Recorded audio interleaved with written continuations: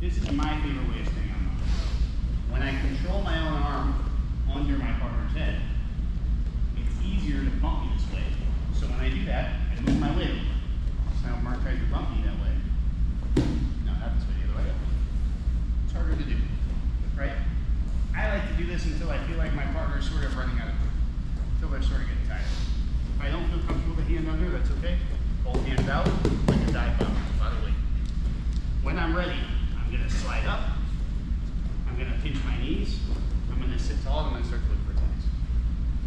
When I start to sit tall, the main thing I like to do is start to create dilemmas by attacking you. I want to pin one arm to the ground and start to look for my Americanas. 3 different grips I like to use, or 3 different ways I like to pin a hand.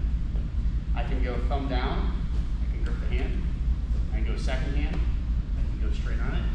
I'm going to straighten my arms, I'm going to drive to the ground and use my body weight to push the hand to the mat. That's option 1. Option 2, this is what you'll see Gordon Ryan, some of the top level guys do. I'm going to make a grip upside down. So my thumb goes up, fingers go down.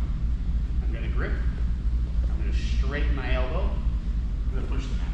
Can you resist that?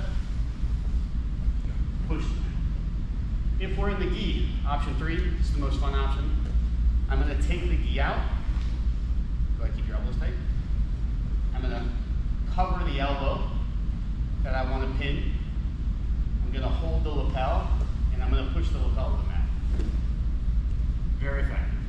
I like this one because I can also kind of keep this here while I set up other groups. When I go to push an elbow to the mat, just to set up, we can do it any way we want. Let's go to here. The important thing for my Americana is that when I start to make weight, right when I start to break this, I want my elbow to hit the mat before my hand. So I want to go like this. See that anchoring motion I just did? My elbow hits the mat first. Why is that? If my hands go to the mat, Mark straighten your arm out. His arm straightens. Can't hit the Americana with a straight arm. This doesn't work. If my elbow hits the mat first, straighten your arm.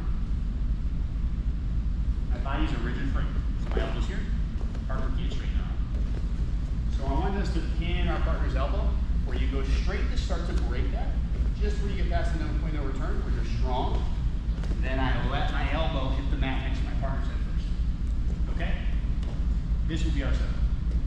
We're going to do 2 things to stabilize our position here before we start attacking. I'm going to sink my weight into my partner. I'm going to off balance my weight a little bit. I'm already pretty off balance, but I'm going to kind of go over a little bit more so I can't get bumped over this way if I'm in control. And if you guys can see, my left leg is going to hook my partner's leg and lift. This is really important. Does anybody know why I lift my partner's leg? So they can't bump, can't do that. Yeah. Good. So when they're trying to do a hard bump, if Mark bumps me the way he just tried to, it doesn't really do much. If he tries to pin me and really bump me over hard though, I'm taking power out of this bump. Doesn't mean he can't bump me at all, but I'm killing power with the bump by lifting that leg. Here's what I'm gonna do. With the hand that I've contracted, cupping over, free hand comes under, grab my own wrist. I'm going to rev the engine, so I'm revving the wrist to me. And my goal is not to lift. This will tap, especially if you got bad shoulders like Mark does. But really what I want to do is take their elbow and bring it to their chest and paint the ground with their knuckles. So I'm going to come in and I'm going to bring their hand to their chest, nice and tight. That gets very tight, okay? You'll find those catch right away. So I rev, I bring this down. There's my hand. Questions? You want to see it again?